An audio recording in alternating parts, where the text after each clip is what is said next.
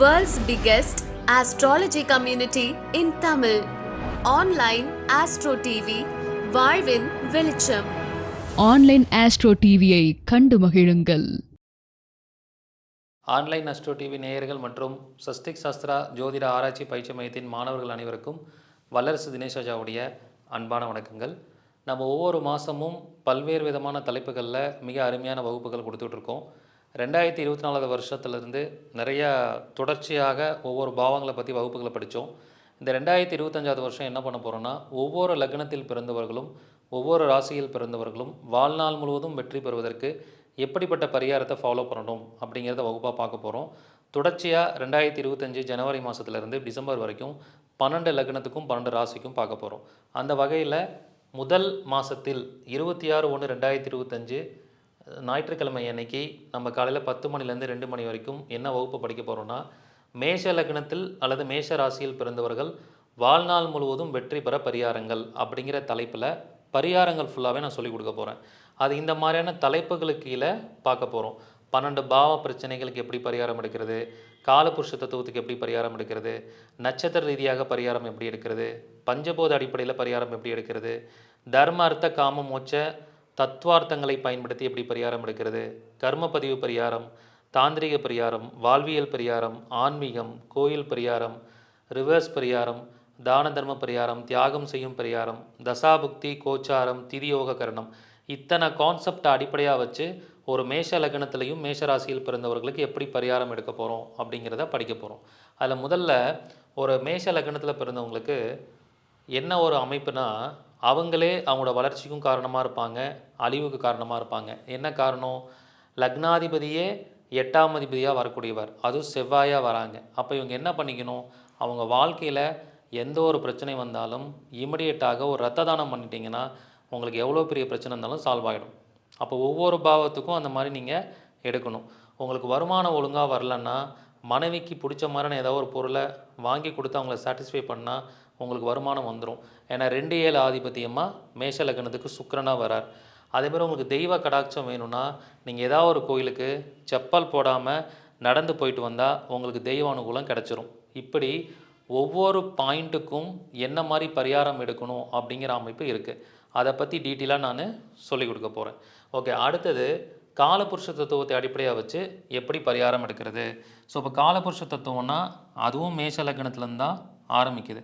இருந்தாலும் இந்த மேஷத்தில் என்ன மாதிரியான தன்மை இருக்குது அப்படின்னு பார்க்கும்போது, அங்கே சூரிய பகவான் உச்சமடைகிறார், சனி பகவான் நீசமடைகிறார். அப்போ சூரிய பகவான் உச்சமடையக்கூடிய வீடு, அப்போ ஒரு தலைமை பதவியை கொடுக்கக்கூடிய ஒரு அமைப்பாக இருக்கிறனால பொதுவாக மேஷ லக்னத்தில் பிறந்தவர்கள் தலைமை பதவிக்கு போகும்போது ஒரு மிகப்பெரிய முன்னேற்றத்தை அடைய முடியும். உங்களை தேடி ஒரு தலைமை பதவி வருது அல்லது தலைமை பதவியில் இருக்கக்கூடியவர்களுக்கு நீங்கள் ஏதாவது ஒரு உதவி செஞ்சுட்டு இருக்கும்போது மிகப்பெரிய மாற்றத்தை அடையலாம். இவங்க மேக்சிமம் உழைப்பில்லாமல் எல்லாரையும் வேலை வாங்கக்கூடிய அமைப்பு சூப்பராக பண்ணுவாங்க. ஏன்னா அங்கே சூரியன் உச்சமாயிடுறார், உழைக்கக்கூடிய கிரகமான சனி நீசமாகிறார். அப்போ இவங்க மேக்சிமம் ஹார்ட் ஒர்க் பண்ணுறதை விட்டுட்டு ஸ்மார்ட் ஒர்க் பண்ணணும். வேலையை வாங்கக்கூடிய தன்மையை வளர்த்திக்கிறது அவங்களுக்கு ஒரு பெஸ்ட்டு பரிகாரமாக இருக்கும். அப்போ காலபுருஷ தத்துவப்படி அங்கே யார் உச்சமாகறாங்க நீசமாகறாங்கிறத பொறுத்து சில பரிகாரங்களை சூட்சமமாக நம்ம எடுக்க முடியும். அதே மாதிரி 6வது வீடு அப்படின்னு பார்த்தீங்கன்னா உங்களுக்கு புதனாக வருது, 8வது வீடு செவ்வாயாக வருது, 12வது வீடு பார்த்தீங்கன்னா உங்களுக்கு குருவாக வருது. அப்போ புதன், செவ்வாய், குரு 3 கிரகங்களோட அமைப்பும் 6, 8, 12 இயங்குறாங்க. இது என்ன மாதிரி செயல்படுது அப்படின்னு பாருங்கள். இங்கே இருக்கக்கூடிய புதனுடைய நட்சத்திரம், இங்கே புதன் அதிபதியாக வரார், 6ஆம் அதிபதி, அவருடைய நட்சத்திரம் இங்கே 8ஆம் பாவத்தில் இருக்குது. 8ஆம் அதிபதி உங்களுக்கு செவ்வாயாக வருது, அவருடைய நட்சத்திரம் இங்கே கன்னி ராசியில் இருக்குது. அப்போ 6, 8க்கு இயற்கையாகவே தொடர்புடையதாக இந்த மேஷ லக்னம் இயங்குறனால பொதுவாகவே மேஷ லக்னத்தில் பிறந்தவர்கள் நரம்பு ரீதியாக பிரச்சனை உள்ளவர்கள், நரம்பு தளர்ச்சி உள்ளவர்கள், ஸ்கின் ப்ராப்ளம் உள்ளவர்களுக்கு இயற்கையாக ஹெல்ப் பண்ணிட்டு வந்தால் உங்களுக்கு ஹெல்த் ரீதியான ப்ராப்ளங்கள் இல்லாமல் நல்லா இருப்பீங்க. அப்போ ஒவ்வொரு பாவத்துக்கும் சூட்சமமான பரிகாரம் இருக்குது. மேஷ லக்னத்தில் பிறந்தவங்க லக்ன பாவத்தை இயக்கிறதுக்கு என்ன பண்ணணும், 2ஆம் பாவத்தை இயக்கிறதுக்கு என்ன பண்ணணும், 3ஆம் பாவம் நல்லா செயல்படுறதுக்கு என்ன பண்ணணும், 6, 8, 12ஆம் பாவம் சிறப்பாக செயல்படுறதுக்கு என்ன பண்ணணும்னு 12 பாவங்களுக்கும் பரிகாரம் மேஷ லக்னத்தையும் மேஷ ராசியும் அடிப்படையாக வைத்து கொடுக்க போகிறேன் அப்படின்னு நீங்கள் படிச்சிடலாம். ஓகே. அடுத்தது காலபுருஷ தத்துவம். அடுத்து நட்சத்திரம். நட்சத்திர ரீதியாக பார்த்தீங்கன்னா இந்த மேஷ லக்னத்தில் பிறந்தவர்களுக்கு அந்த லக்னத்துக்குள்ள அந்த ராசியில் பிறந்தவங்களுக்கு 3 நட்சத்திரம் செயல்படுது. அப்போ லக்ன புள்ளி எப்படி செயல்படும், அதேமாதிரி ராசியில் பிறந்தவங்களுக்கு எப்படி செயல்படும்? அங்கே என்ன இருக்குது? அஸ்வினி இருக்குது, பரணி இருக்குது, கிருத்திகை இருக்குது. அப்போ அஸ்வினியில் பிறந்தவங்களுக்கு அல்லது லக்ன புள்ளி அஸ்வினியில் இருக்கிறவங்களுக்கு கேதுவோட இயக்கம் அவங்க வாழ்க்கையில் செயல்பட்டுக்கிட்டே இருக்கும். அப்போ அவங்க ஆன்மீகத்துக்குள்ளே அவங்க வாழ்க்கையை இன்வால்வ் பண்ணிக்கிட்டால் தான் அவங்களுக்கு எவ்வளோ பெரிய தடையாக இருந்தாலும் கிளியர் பண்ண முடியும். பரணியில் லக்ன புள்ளி விழுந்துருச்சு அல்லது பரணி நட்சத்திரத்தில் பிறந்திருக்காங்கன்னா சுக்கிரனுடைய காரகத்துவத்துக்குள்ளே அவங்க வாழ்க்கையை இன்வால்வ் பண்ணிக்கணும். அல்லது சுக்கிரன் சம்மந்தப்பட்ட விஷயத்துக்கு ரெகுலராக டொனேட் பண்ணிக்கிட்டே இருக்கணும், வஸ்திர தானம் செஞ்சுக்கிட்டே இருக்கணும். அடுத்தது கிருத்திகை நட்சத்திரம். கிருத்திகை நட்சத்திரத்தில் லக்ன புள்ளி விழுகுது அல்லது கிருத்திகையில் பிறக்கிறாங்கன்னா சூரியனுடைய காரகத்துவத்துக்குள்ளே உங்கள் வாழ்க்கையை இன்வால்வ் பண்ணிக்கணும். அல்லது சூரியன் சம்பந்தப்பட்ட காரகத்துவத்தை தானமாக கொடுக்க வேண்டும். அந்த மாதிரி நட்சத்திர கான்செப்ட் இந்த லக்னத்துக்குள் மேஷ லக்னத்துக்குள் எப்படி செயல்படுதுங்கிறத பொறுத்து பரிகாரம் கொடுக்க போகிறேன். அதை டீட்டெயிலாக நம்ம படிக்க போகிறோம். ஓகே. அடுத்தது பஞ்சபூத தத்துவம். பஞ்சபூதத்தில் பார்த்திங்கன்னா இந்த மேஷம் அப்படிங்கிறது நெருப்பு தத்துவத்தை கொண்டது. மேஷ ராசி மேஷ லக்னங்கிறது நெருப்பு தத்துவத்தை அடிப்படையாக கொண்டது. அப்போ மேஷ லக்னத்தில் பிறந்தவங்களும் மேஷ ராசியில் பிறந்தவங்களும் உங்கள் வாழ்க்கையில் எந்த ஒரு வேண்டுதல் வைக்கிறீங்கனாலும் நெருப்பு தத்துவத்தை பேஸ் பண்ணி வேண்டுதல் வைங்க. பூக்குழி இறங்குறன்னு வேண்டிக்கிறது, அல்லது ஒரு கோயிலுக்கு ஈபி பில் கட்டுறன்னு ப்ரேயர் பண்ணிக்கோங்க, ஒரு கோயிலில் கரண்ட் வசதி பண்ணி கொடுங்க, கரண்ட் கம்பம் போட்டு கொடுங்க. இந்த மாதிரியான அமைப்புகள்லாம் நீங்கள் பண்ணலாம். இப்போ திருவண்ணாமலை கிரிவலம் போகிறீங்கன்னா அந்த கிரிவலத்தில் பாருங்கள் ஃபுல்லாகவே என்ன இருக்கும்? கரண்ட்டு கம்பங்கள் இருக்கும். அங்கே ஏதாவது ஒரு பழுது அடைஞ்சிருக்குன்னா அதை நீங்கள் போட்டு கொடுக்கலாம். இல்லை ஒரு கோயிலில் கரண்ட் வசதி பண்ணி கொடுக்கலாம், லைட்டு போட்டு கொடுக்கலாம். இந்த மாதிரியான நெருப்பு தத்துவம் சம்பந்தமான விஷயங்களை நீங்கள் தொடர்ச்சியாக செய்யும் பொழுது உங்களோட வாழ்க்கை மேன்மை அடையும். லக்னம் அப்படிங்கிறது சோலுன்னு அர்த்தம். உங்கள் ஆன்மாவோட பிளஸ்ஸிங்ஸ் கிடைக்கணும், உங்களோட பாவ புண்ணியங்கள் பேலன்ஸ் ஆகி உங்கள் லைஃப்பில் நல்லது நடக்கணும்னா லக்னத்தை நீங்கள் சாட்டிஸ்ஃபைடாக வச்சுக்கணும். அப்போ அந்த நெருப்பு தத்துவமாக வரனால அந்த தத்துவத்திற்கு என்ன மாதிரி பரிகாரம் பண்ணணுன்னு இருக்குது, அது வகுப்பில் டீட்டெயிலாக படிக்க போகிறோம். ஓகே. அடுத்தது தர்ம அர்த்த காம மோட்ச பரிகாரம். பொதுவாக இந்த தர்ம வீடு, அறம் வீடு, காம வீடு, மோட்ச வீடுன்னு சொல்கிறோம். இந்த மேஷ லக்னங்கிறது தர்ம வீட்டை குறிக்கும். அப்போ தர்ம வீடுனா என்னென்னா நம்ம தர்மம் செய்யக்கூடிய அமைப்பு. பொதுவாகவே மேஷ லக்னத்தில் பிறந்தவங்க நீங்கள் ஏதாவது ஒரு தர்மம் பண்ணிக்கிட்டே இருக்கிறக்க உங்களுக்கு அந்த லக்னம் சூப்பராக ஆக்டிவேட் ஆக ஆரம்பிக்கும். அப்போ அந்த தர்மம் பண்ணக்கூடிய அமைப்பு கூட எப்படி பண்ணணுன்னா எந்த ஒரு வீட்டுக்குள்ளேயும் இருக்கக்கூடிய உடைபடாத நட்சத்திரம் ரொம்ப பவர்ஃபுல்லாக இருக்கும். அதுவும் நடு நட்சத்திரம் ரொம்ப பவர்ஃபுல்லாக இருக்கும். அப்போ மேஷ லக்னத்தில் மேஷராசியில் யார் பிறந்திருந்தாலும் நீங்கள் தர்மம் பண்ணும்போது பரணி நட்சத்திரத்தன்னைக்கு தர்மம் பண்ணுறது மிக சிறப்பாக செயல்படும். ஏன் இது மிக சிறப்பாக செயல்படும் அப்படின்னு பார்த்தீங்கன்னா அந்த பரணி எதனுடைய அதிபதியாக வராரு? 2-7 கூடியவனாக வரார். இந்த லக்னத்திற்கு வருமானம், அதுக்கப்புறம் கலத்திரஸ்தானம் இதனோட அதிபதியாக வரனால பரணி அன்னைக்கு ரெகுலராக நீங்கள் தானம் பண்ணிகிட்டே வரணும்.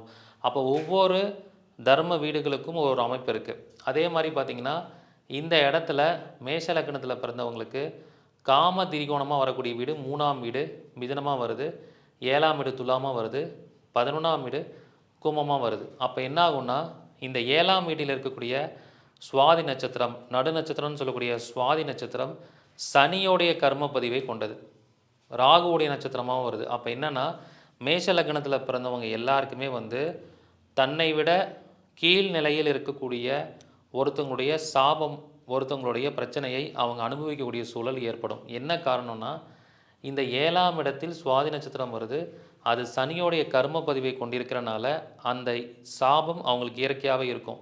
ஆனால் சனி நல்லா இருந்தால் அதனால் அது பிளஸ்ஸிங்ஸாக செயல்படும், சனி கெட்டு போயிருந்தால் அது சாபமாக செயல்படும். அப்போ என்ன பண்ணணும்? சனி சம்பந்தமான ஒரு உதவியை ரெகுலராக நீங்கள் செஞ்சுக்கிட்டு இருக்கணும். இது தர்மம் அர்த்த காம மோட்ச வீடுகளை அடிப்படையாக கொண்டு எடுக்கக்கூடிய பரிகாரம். அது அந்த லக்னத்தில் பிறந்தவர்களுக்கு எப்படி செயல்படுங்கிறத தெளிவாக உங்களுக்கு சொல்லிக் கொடுக்க போகிறேன். ஓகே. அடுத்தது டிஎன்ஏ கர்மப்பதிவு.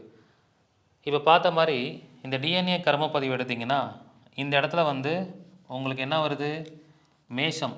மேஷத்துக்குள்ளே என்னென்ன நட்சத்திரம் இருக்குது, அதில் என்னென்ன கர்மப்பதிவு வருதுன்னா மேஷத்தில் அஸ்வினி நட்சத்திரம் இருக்குது. அஸ்வினியோட கர்மப்பதிவு சூரியனாக வரார். அதே மாதிரி மேஷத்தில் பரணி இருக்குது. அப்போ இந்த 3 நட்சத்திரங்களுடைய கர்ம பதிவு பார்த்திங்கன்னா அஸ்வினிக்கு சூரியன், பரணிக்கு சந்திரன், கிருத்திகை எடுத்திங்கன்னா செவ்வாய். இப்போ இந்த 3ஓட கர்ம பதிவுக்கான பரிகாரத்தை ரெகுலராக ஒருத்தர் செஞ்சிட்ருக்கணும்.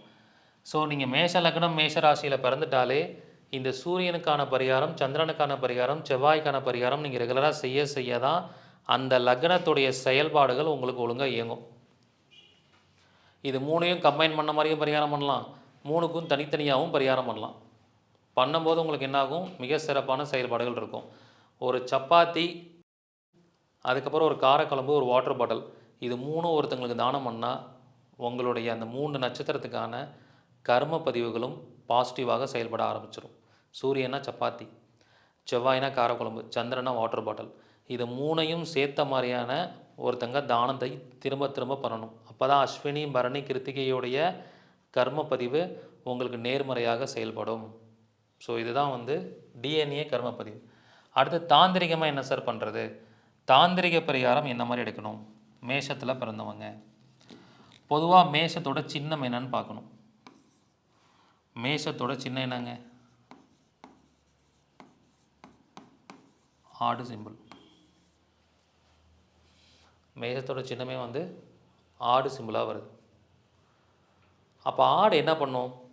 எப்பயுமே அசை போட்டுக்கிட்டே இருக்கும். மேஷ லக்னக்காரங்க வாழ்க்கையில் ஜெயிக்கணும் அப்படின்னா ஏதாவது ஒரு விஷயத்தை சிந்திச்சுக்கிட்டே இருக்க வேண்டும், சும்மாவே இருக்கக்கூடாது. சிந்தனை உங்களுக்கு இருக்க உங்கள் வாழ்க்கையில் அடுத்த கட்டத்தை நோக்கி நீங்கள் நகர முடியும். அப்போ அந்த சின்னங்களை அடிப்படையாக வைத்தும் அதனோட செயல்பாடுகளை அடிப்படையாக வைத்தும் சில பரிகாரங்களை நம்ம எடுக்கலாம். அதுதான் நம்ம என்னென்னு சொல்கிறோம், தாந்திரிக பரிகாரம் அப்படின்னு சொல்கிறோம். இது ஒரு எக்ஸாம்பிளாக சொல்கிறேன். இந்த மாதிரி மேஷ லக்னத்துக்குன்னு நிறைய தாந்திரிக பரிகாரம் இருக்குது. அதை பற்றி நான் ஃபுல்லாகவே உங்களுக்கு சொல்லிக் கொடுக்க போகிறேன். ஓகே, அடுத்தது வாழ்வியல் பரிகாரமாக என்ன செய்கிறது? மேஷத்தில் பிறந்தவங்க வாழ்வியலாக அவங்க வாழ்க்கையில் என்ன பண்ணிக்கணும்னா, உங்கள் வீட்டில் அடிக்கடி கண்ணாடியை மாற்றிக்கிட்டே இருங்க. உங்கள் வீட்டில் முகம் பார்க்கக்கூடிய கண்ணாடி, தலை சீவரத்துக்கு பயன்படுத்தக்கூடிய கண்ணாடியை பக்காவாக சுத்தப்படுத்தி வச்சுக்கணும். உங்கள் கண்ணாடியை நீங்கள் கிளியர் பண்ணாலே உங்கள் வாழ்க்கையோட பிரச்சனைகள் கிளியர் ஆகும். கண்ணாடிங்கிறது தான் தோற்றத்தை பிரதிபலிக்கக்கூடியது. மேஷம் அப்படிங்கிறது உங்களுடைய தலைப்பகுதியை குறிக்கக்கூடியது. அப்போ என்ன பண்ணணும் அப்படின்னு சொல்லி பார்த்தீங்கன்னா, இந்த கண்ணாடியை நீங்கள் உங்கள் வீட்டில் சுத்தமாக வச்சுக்கிட்டாலே மேஷலக்கணக்காரங்களுக்கு சிறப்பான வாழ்க்கையில் ஒரு லிஃப்ட் கிடைக்கும். பொதுவாக மேஷலக்கணக்காரங்க யாராவது ஜாதகம் பார்க்க வந்தால் ஒரு பிரச்சனைன்னு சொன்னால் உடனே உங்கள் வீட்டோட கண்ணாடியை மாற்றுங்கன்னு சொன்னால் உடனே அவங்க மைண்டில் அந்த பிரச்சனைக்கான தீர்வுக்கான சொல்யூஷன் உதிக்க ஆரம்பிச்சிடும். சைக்காலஜிக்கலாக அதுக்கு ஒரு தீர்வு கிடைச்சிரும். அதான் வாழ்வியல் பரிகாரம். அப்போ அந்த மாதிரி விஷயங்களை ஃபாலோ பண்ணணும். அடுத்து ஆன்மீக பரிகாரம். ஆன்மீக பரிகாரமாக என்ன செய்கிறது? மேஷலக்கணக்காரங்க மேஷலக்கணத்துக்கு 9ஆம் இடம் தனுஷ். அப்போ 9ஆம் இடங்கிறது தான் ஆன்மீகத்தை குறிக்கக்கூடியது. அப்போ அவங்க என்ன செய்யணும், என்ன மாதிரியான பலன்களை அவங்க அனுபவிக்கணும் அப்படின்னு பார்த்திங்கன்னா, அந்த தனுஷ் அப்படிங்கிறது கோதண்ட வீடுன்னு சொல்லுவாங்க. அப்போ என்ன பண்ணணும், மேஷலக்கணக்காரங்களுக்கு ஒரு ப்ராப்ளம் அப்படின்னா தனுஷ்கோடி போயிட்டு வந்தால் அதுக்கு ஒரு தீர்வு கிடைக்கும். ஆன்மீகமாக செயல்படுறதுக்கு 9ஆம் இடம் தனுஷ். தனுஷ்கோடி போயிட்டு வரும்போது உங்களுக்கு ஒரு தீர்வு கிடைக்கும். தனுஷ்கோடி போயிட்டு வரும்போது ஒரு ராமர் கோயில் இருக்குது, அந்த கோயிலுக்கு போயிட்டு வந்தால் உங்களுக்கான ஒரு தீர்வுகள் உருவாகும். புரியுதுங்களா? அப்படி நம்ம அந்த கான்செப்டை எடுக்கணும். அடுத்தது கோயில் பரிகாரம். சூட்சமமாக என்ன மாதிரியான கோயில்கள் போகலாம் மேஷ லக்னத்தில் பிறந்தவர்கள்? பொதுவாக மேஷ லக்னத்துக்கு நல்ல ஒரு பாசிட்டிவான ஒரு அமைப்பை கொடுக்கக்கூடிய கிரகன் பார்த்திங்கன்னா 5ஆம் இடம் சூரியன். மேஷத்தில் கிருத்திகை நட்சத்திரம் இருக்குது. அந்த கிருத்திகை நட்சத்திரத்தோட அதிபதி உங்களுக்கு என்னவா வராரு, சூரியனாக வரார்.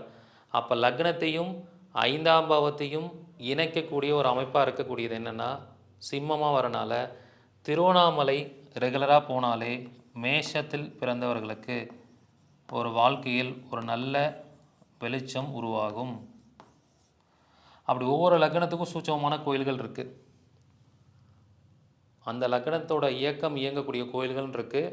திருவண்ணாமலை போனால் 1-5 இயங்கும் மேஷ லக்னக்காரங்களுக்கு. பூர்வ புண்ணியம் இயங்கும், உங்களுடைய லக்னமும் இயங்கும். சோல் ப்ளஸ் பூர்வ புண்ணியம் ரெண்டும் இயங்கிறது தான் வாழ்க்கையில் ஒரு மிகப்பெரிய வெற்றியை கொடுக்கும். அப்போ திருவண்ணாமலை ரெகுலராக போகணும். அப்படி ஒவ்வொரு லக்னத்திற்கும் ஒவ்வொரு விஷயம் இருக்குது. அது ஒவ்வொரு மாதமும் படிக்கும்போது நான் சொல்லிக் கொடுப்பேன். சரிங்களா? அடுத்தது வந்து ரிவர்ஸ் பரிகாரம். மேஷ லக்னத்தில் பிறந்தவங்க ஏதாவது ஒரு பிரச்சனையில் மாட்டிக்கிறீங்க. அப்போ ரிவர்ஸாக என்ன செய்யணும், என்ன மாதிரி விஷயங்கள் பண்ணிக்கிட்டால் நம்ம அதுலேருந்து தப்பிக்க முடியும் அப்படின்னு பார்க்கும்போது, மேஷம் வந்து செவ்வாயோடைய ஆதிக்கம். மேஷம் வந்து செவ்வாயோட ஆதிக்கமாக வருது. அப்போ நீங்கள் இதுக்கு என்ன செய்யணும் அப்படின்னா, ரெட் ரிப்பன், சிகப்பு கலர் ரிப்பனை கட் பண்ணி போடணும். சிகப்பு கலர் ரிப்பனை வந்து கட் பண்ணி போடணும். அப்படி போடும்போது உங்களுக்கு என்னாகும், அதனுடைய தாக்கங்கள் கொஞ்சம் ரிவர்ஸ் ஆக ஆரம்பிக்கும். அந்த மாதிரி இதை ஃபாலோ பண்ணிக்கணும். அடுத்தது தான தர்ம பரிகாரமாக என்ன செய்யலாம். தான தர்மத்தை பொறுத்த வரைக்கும் அது செவ்வாயுடைய வீடு. சரிங்களா? செவ்வாழை பழம் ரெகுலராக தானம் பண்ணிட்டு வாங்க. செவ்வாழை பழம் என்ன செய்யணும், ரெகுலராக செவ்வாய்க்கிழமை செவ்வாய் ஹோரையில் தானம் பண்ணிட்டு வர வர உங்களுக்கு ஒரு பெரிய மாற்றம் கிடைக்கும். அடுத்து தியாகம் செய்யும் பரிகாரம் அப்படின்னு சொல்லி பார்க்கும்போது எந்த மாதிரியான தியாகத்தை செய்யலாம். பொதுவாக 12ஆம் இடங்கிறது தான் தியாகம் செய்யக்கூடிய இடம்னு அர்த்தம். தியாகம்னாலே 12ஆம் இடம் தான். அப்போ மேஷ லக்னத்தில் பிறந்தவங்களுக்கு 12ஆம் இடம் வந்து என்னவா வருதுன்னா குருவோட வீடாக வருது. அங்கே தான் சுக்கிரன் உச்சமாகிறார். அப்போ என்ன பண்ணணும், சுக்கிரன் உச்சமாகறனால லக்ஸூரியான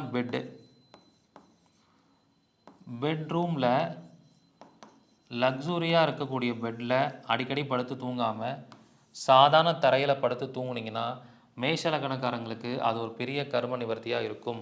ஏன்னா சுக்கிரன் உச்சமாகிறதே உங்களுடைய லக்னத்துக்கு 12ஆம் இடம் தான். அப்போ லக்ஸுரியான பெட்டில் படுத்து தூங்காமல் கொஞ்சம் அடிக்கடி வெறும் தரையில் படுத்து தூங்குறது உங்களுக்கு ஒரு கர்ம நிவர்த்தியாக இருக்கும். அது ஒரு பெரிய தியாகம் செய்யும் பரிகாரமாக இருக்கும். இப்படி ஒவ்வொரு லக்னத்துக்கும் அந்த பரிகாரங்கள் இருக்குது. அதை டீட்டெயிலாக நம்ம கிளாஸில் படிக்க போகிறோம். இந்த கிளாஸை பொறுத்த வரைக்கும் மேஷ லக்னம் மேஷராசிக்கான பரிகாரமாக படிக்க போகிறோம். அடுத்து தசாபுக்திக்கு எந்த மாதிரி பரிகாரம். இப்போ மேஷ லக்னத்தை பொறுத்த வரைக்கும் எந்த தசாபுக்தி நடந்தால் பிரச்சனை ஜாஸ்தி அப்படிங்கிறத பார்க்க போகிறோம். செவ்வாய் திசை நடந்தால் என்ன மாதிரி பலன் எடுக்கணும், புதன் திசை நடந்தால் எப்படி பலன் எடுக்கணும், புதன் புத்தி நடந்தால் எப்படி பலன் எடுக்கணும், அதுக்கு எந்த மாதிரி பரிகாரம் பார்க்கணுங்கிறத டீட்டெயிலாக சொல்லிக் கொடுக்க போகிறேன். அடுத்தது வந்து கோச்சார ரீதியாக பார்த்தீங்கன்னா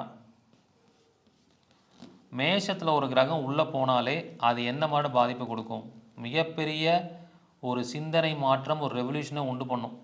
மேஷத்தில் ராகு இருந்தது கொஞ்ச நாளைக்கு முன்னாடி, அப்போ தான் ஒரு மிகப்பெரிய ரெவல்யூஷன் உலகத்தில் நடந்துச்சு. மேஷத்தில் குரு வந்துச்சு, பெரிய மாற்றங்கள், நல்ல மாற்றங்கள், நாட்டுக்கு முன்னேற்றமான விஷயங்கள் நடைபெறுறது. அப்போ மேஷங்கிறது காலபுருஷன் முதல் வீடு.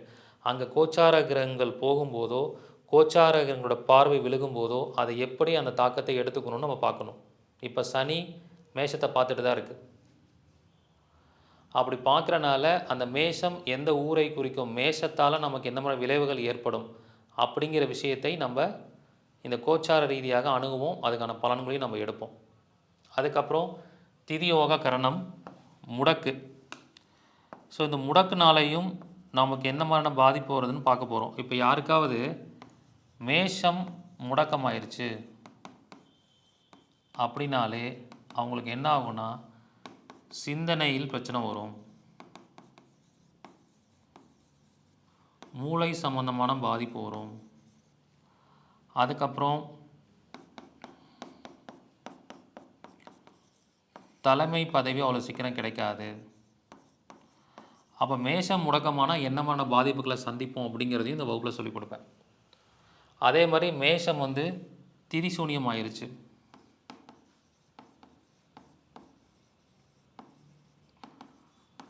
அப்போ என்ன ஆகும், இவங்களுக்கு எப்பயுமே பெரிய ஆள் ஆகணும், நம்பர் 1 இருக்கணும்னு நினச்சிக்கிட்டே இருப்பாங்க. ஆனால் அது அவ்வளோ சீக்கிரம் ஆக முடியாது மேஷம் திரிசூனியம் அடைஞ்சிட்டா. அப்போ அதுக்கு என்ன மாதிரியான பரிகாரங்கள் பண்ணி அதை சரி பண்ணணும். யாருக்கெல்லாம் யோகி வந்து அஸ்வினி நட்சத்திரமாக வருது, யாருக்கெல்லாம் யோகி வந்து கிருத்திகை நட்சத்திரமாக வருது, அப்போ பரணியாக வருது, அவங்களுக்கு என்ன மாதிரி என்ன பலன்கள் எடுக்கணும், அவயோகியாக வந்தால் என்ன மாதிரி பலன்கள் எடுக்கணும்னு அந்த மேஷ லக்னத்தை கம்பைன் பண்ணி பார்க்க போகிறோம். அதே மாதிரி செவ்வாய் வந்து யாருக்கு அண்ணனாக வருவார், பவக்கரணத்தில் பிறந்தவங்களுக்கெல்லாம் இந்த மேஷ லக்னம் ரொம்ப சிறப்பாக செயல்படும். பவக்கரணத்தில் ஒருத்தவங்க பிறந்து மேஷத்தை எப்படி இயக்க வேண்டும்? ஏன்னா பவம் அப்படிங்கிறது செவ்வாயோடைய ஆதிக்கம். செவ்வாய்க்கு வந்து 2 வீடு இருக்குது, ஒன்று மேஷம் ஒன்று விருச்சிகம். அதில் குறிப்பாக அந்த மேஷ வீட்டை எப்படி இயக்கிறது அப்படிங்கிறதையும் இந்த வகுப்பில் படிக்க போகிறோம். இந்த மாதிரி நிறைய பயனுள்ள தகவல்கள், வாழ்நாள் முழுவதும் வெற்றி பெற பரிகாரங்கள், யாரெல்லாம் மேஷ லக்னம் மேஷ ராசியில் பிறந்திருக்கிறீங்களோ அவங்கெல்லாம் இந்த வகுப்பில் கலந்துக்கிட்டு கற்றுக்கலாம். மற்ற ராசி லக்னத்தில் பிறந்தவங்களும் உங்கள் வீட்டில் மேஷ லக்னம் மேஷ ராசியில் இருக்கலாம், அல்லது நீங்கள் ஒரு அஸ்ட்ராலஜராக இருக்கலாம். இதை கற்றுக்கிட்டு போய் அவங்களுக்கு சூப்பராக பரிகாரங்கள் கொடுக்கலாம். அந்த மாதிரி நிறைய காரகத்துவங்கள் சம்மந்தமான பிடிஎஃப், இந்த பரிகாரங்கள் சம்மந்தமாக இந்த ஒரு வருஷத்தில் என்னெல்லாம் ஆராய்ச்சி பண்ணி வச்சுருக்கணும் அதெல்லாம் இந்த வகுப்பில் டீட்டெயிலாக உங்களுக்கு கொடுக்க போகிறேன். இதுவும் ஒரு அருமையான வகுப்பாக இருக்கும். 1300 கட்டணம். பழைய மாணவர்களுக்கு, மூத்த குடிமக்களுக்கு, மாற்றுத்திறனாளிகளுக்கு கட்டண சலுகை உண்டு. இந்த அருமையான வாய்ப்பை நீங்கள் எல்லோரும் பயன்படுத்திக்கலாம். யாருக்கெல்லாம் விருப்பம் இருக்கோ அவங்களாம் முன்பதிவு பண்ணிக்கோங்க. முதல்ல ஜாயின் பண்ணுற 200 நபர்களுக்கு மட்டுமே அனுமதி. அவங்க எல்லாரையும் இந்த 1300 வகுப்பில் மேஷ லக்னம் மேஷ ராசியில் பிறந்தவர்கள் வாழ்நாள் முழுவதும் வெற்றியடைய பரிகாரங்கள் அப்படிங்கிற வகுப்பில் எடுக்க போகிறோம். அதில் அவங்க எல்லாரையும் சந்திக்கிறேன். நன்றி, வணக்கம், வாழ்க வளமுடன்.